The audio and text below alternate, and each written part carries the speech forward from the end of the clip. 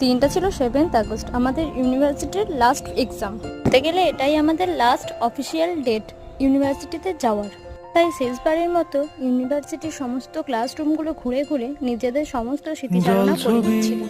এই ল্যাবের মধ্যে বসে বসে আমরা সবাই নিজেদের ইচ্ছা মতো নিজেদের গল্প করছিলাম।